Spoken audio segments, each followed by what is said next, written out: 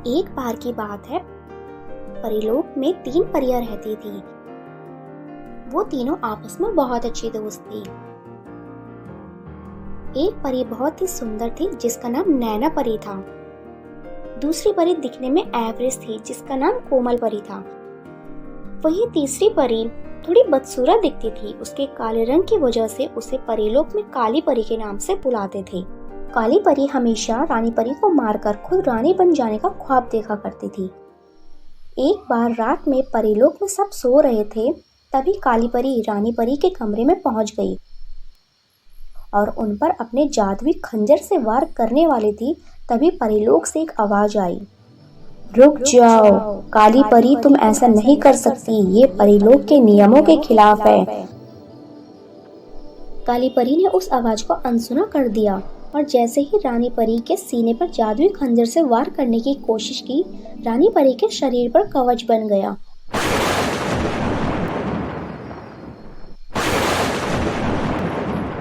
और वो खंजर रानी परी को लगने के बजाय सीधे धरती पर जाकर गिर गया। काली परी इस बात से बहुत परेशान हुई और अपने खंजर को ढूंढने के लिए वो धरती लोक पर पहुंच जाती है। वो चारों तरफ उस खंजर की तलाश करने लगती है, लेकिन उसे वो खंजर कहीं नहीं मिलता। उधर पाताल लोक में रानी परी काली परी को सजा देने के लिए उसकी खोज में नैना परी और कोमल परी को धरती पर भेजती है। कुछ दिन बाद एक दिन काली परी अपने खंजर को ढूंढते हुए एक घर के पास पहुंचती है। वो खिड़की से झांककर देखती है तो उसे नंदिनी नाम की एक लड़की दिखाई देती है, जो कमरे में अकेली होती है, फिर भी कपड़े में छिपी किसी चीज से बात कर रही होती है। मेरे जादुई खंजर, तुमने तो मेरी लाइफ ही बदल दी। अब मेरे पास किसी भी चीज की कोई कमी नहीं है। तुमने अपने जादू से इतना बड़ा घर और पहनने के लिए इतने सारे कपड़े अच्छे मुझे दिए हैं। तुम सचमुच बहुत अच्छे हो। तुम्हारे जादू का किसी को पता ना चले, इसलिए मैं तुम्हें हमेशा छिपा कर रखती हूँ। ये कहकर नंदिनी उस जादुई खंजर को कपड़े में छिपाकर अलमारी में रख देती है। काली परी नंदिनी की बातें सुनकर उसके पास अपना खंजर लेने के लिए जाती है। सुनो लड़की, जो जादुई खंजर तुम्हारे पास है वो मेरा है। एक बार परीलोक से ये नीचे धरती पर गिर गया था। मैं कब से उसकी तलाश कर रही हूँ। आज जाकर मेरा जादुई खंजर मुझे मिला है। लाओ लड़की, मेरा खंजर मुझे वापस कर दो। तुम कौन हो? किस खंजर की बात कर रही हो? मैं किसी खंजर वंजर को नहीं जानती। यहाँ से जाओ, नहीं तो मैं शोर मचाकर सबको इकट्ठा कर दूंगी और कह दूंगी कि तुम मेरे घर में चोरी करने आई हो। नंदिनी की बात सुनकर काली परी को समझ आ जाता है कि वो इतनी आसानी से खंजर वापस नहीं देगी, इसलिए उस वक्त काली परी वहां से चली जाती है और एक जगह बैठकर सोच रही होती है कि आखिर ऐसा क्या किया जाए जिससे नंदिनी उसका वो जादुई खंजर वापस लौटा दे। तभी वहां नैना परी और कोमल परी दोनों आ जाती है और काली परी से परीलोक चलने को कहती है। काली परी, तुमने रानी परी की जान लेने की कोशिश की। इस बात से वो बहुत नाराज है और तुम्हें सजा देने के लिए परीलोक बुलाया है। चलो, हमारे साथ चलो। देखो, मेरा दिमाग पहले ही खराब है। तुम दोनों यहाँ से चुपचाप चली जाओ, नहीं तो अपने जादू से तुम्हें पत्थर का बना दूंगी और उसके बाद कभी परीलोक वापस नहीं जा पाओगी। काली परी की बात सुनकर नैना परी और कोमल परी वहां से चली जाती हैं और तभी काली परी के दिमाग में अपना खंजर लेने का एक आइडिया आता है। इसलिए वो नंदिनी के पास वापस जाकर कहती है, नंदिनी सुनो, तुम्हें वो खंजर इसलिए पसंद है ना क्योंकि उसने तुम्हें अमीर बना दिया है। मान लो अगर उस खंजर की जगह मैं तुम्हें कुछ और चीज दे दूं जिससे तुम्हारे सारे सपने पूरे हो जाएं, तो क्या तुम मेरा खंजर वापस कर सकती हो?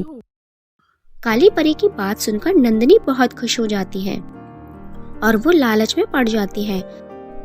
तभी उस जादुई खंजर को वो काली परी को लौटा देती है और इसके बदले में काली परी उसे एक जादुई पत्थर देती है और कहती है, नंदिनी, ये कोई मामूली पत्थर नहीं है। इस पत्थर को तुम जिस भी चीज पर रखोगी वो सोने की बन जाएगी और इसकी मदद से तुम्हारे पास खूब सारा सोना इकट्ठा हो जाएगा, जिसे तुम बाजार में बेचकर हमेशा अमीर बनी रहोगी। नंदिनी बहुत खुश हो जाती है। काली परी भी खुशी खुशी अपना खंजर लेकर वहां से गायब हो जाती है। तभी नंदिनी उस पत्थर को एक टेबल पर जैसे ही रखती है, वो टेबल पत्थर की बन जाती है। इसके बाद एक एक कर वो पत्थर को अपने घर के सभी सामानों के ऊपर रखती जाती है और सब कुछ पत्थर का बनता जाता है। नंदिनी रोने लगती है और समझ जाती है कि काली परी ने उसे बेवकूफ बनाया है। अगले दिन नंदिनी उस जादुई खंजर को वापस लेने के लिए काली परी को ढूंढने जाती है और एक तालाब के पास पहुंच जाती है। वहां उसे नैना परी और कोमल परी मिलती है। वो उन दोनों को सारी बात बताती है, जिसके बाद तीनों मिलकर काली परी को ढूंढने निकलते हैं। तभी नैना परी की नजर एक घर पर पड़ती है। उसे वहां एक काली महिला दिखाई देती है जो बिल्कुल काली परी जैसे दिखती है और जादुई खंजर से बात कर रही होती है। वो समझ जाती है कि यह कोई नहीं बल्कि काली परी है। नैना परी, कोमल परी और नंदिनी तीनों उस महिला के पास जाती हैं। अच्छा, तो रानी परी की सजा से बचने के लिए तुम यहाँ रूप बदल कर बैठी हो। ठहरो, मैं अभी यहाँ रानी परी को बुलाती हूँ और तुम्हारे इस राज का पर्दाफाश करती हूँ। इससे पहले कि काली परी कुछ समझ पाती, नैना परी अपने जादू से वहां रानी परी को बुला लेती है। रानी परी काली परी को सजा के तौर पर अपने जादू से जलाकर राख कर देती है और वापस जाते समय सभी नंदिनी को धन्यवाद कहते हैं और काली परी की खोज करने में मदद करने के लिए रानी परी वो जादुई खंजर नंदिनी को इनाम में दे देती है और तीनों वापस परीलोक चली जाती हैं। नंदिनी उस जादुई खंजर की मदद से एक बड़े घर में खुशी खुशी रहने लगती है और वो खंजर हमेशा हमेशा के लिए नंदिनी के पास रहता है। तो दोस्तों, कैसी लगी आपको हमारी ये कहानी? अगर पसंद आई तो लाइक, शेयर, कमेंट एंड हाँ, सब्सक्राइब करना ना भूलें।